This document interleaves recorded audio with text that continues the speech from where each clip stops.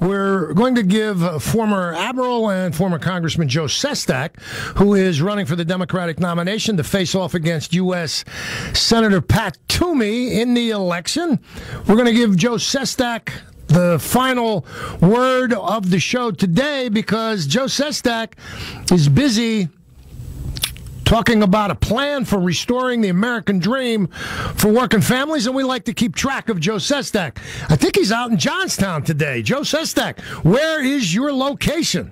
Actually, I went from I'm actually just leaving Erie. I went to Johnstown, left Philly about 4:30 this morning, did the opening event there of the Pennsylvania Working Families Plan, hit Pittsburgh, went on up to Erie, and now I'm headed back home down in Delaware County. Then I'll leave about 5:30 so in the morning, hit Harrisburg, up in Scranton, Allentown, and then down in Norristown. It's going to be a great day. So you'll be in Scranton on Thursday? You got it. Looking forward to it. How did your day go? What's the message in a nutshell, and what do we need to know? Well, the day was great. And the message was, we've got to restore this American dream because over the majority, today, the majority of working families are earning $400 less than they did in 1999. That's the majority of all working families in America. What's happened? And so the message today was we took one of the 13 sections in each of the places, 2 of them, and we talked about what do we have to do for retraining of our as manufacturers come back from China.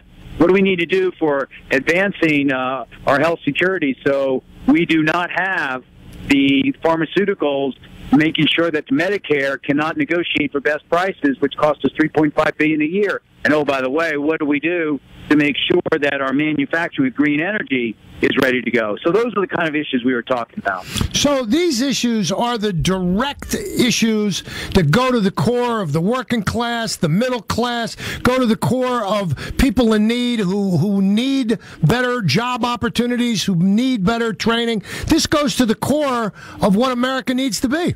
Without a question. Like just when I left Erie, we talked about us, the human capital of America that makes so much happen. Not financial capital, that's necessary, but the workforce. Why here in Pennsylvania do we have community colleges that are 5% of all colleges, but across the nation, 25% of all colleges are community colleges? It's why 61% of Americans are in a community college, but here in Pennsylvania, only 28% are. What do we need to do in order to have people actually get that certificate for advanced welding? What do we need to do to make sure we invest in our labor force? So when manufacturing comes home, we've got the artisans ready to do it. When I take a look at the issues you're addressing in the course of all these stops, today you talked about health care, immigration, veterans issues. You talked about recidivism, workforce retraining. Tomorrow you're in Harrisburg talking about home ownership, raising wages. In Scranton tomorrow you're talking about education, Bethlehem, small business, manufacturing, infrastructure, Bryn Mawr, senior citizens, workplace protections. You're covering it all, Joe. Have to, and here's why. After I lost that Senate race, I then went back to teach. I taught at Carnegie Mellon Cheney University. I taught at Penn State. I taught at 5 universities. And I did 800 events for others. And that course was called Restore the American Dream, how to do it, and did research. You know what? There is no one answer. And we all know that in our gut. And so if I want people to understand not just that I'm running for Senate, but that I want to do something, restore the dream, they have the right to know how I believe it can be done. And so, I published the book. But then as I just walked around Pennsylvania, I learned some other things over that 607 miles I walked. And this is the result of that. But, we've got to have small businesses not have so much regulation on them. Also, we've got to invest in small businesses to start it up. We've got to invest in training. And so I want people to understand that the objective is restore the American dream. How we do it is a myriad of ways, and I want them to listen to me and hopefully gain their trust and their support for the United States Senate to make it happen. So there is an opportunity for the left, for the right, and definitely for the middle. Without a question. I said that at each of the stops. I said, I am not doing this for party. It's certainly not for type. This is for people. And, Steve, you know darn well that my party leadership in Washington, D.C. doesn't like my independence. I have to be a Democrat, but I'm an independent representative of people first. And I even talked today about how I represent a Republican district.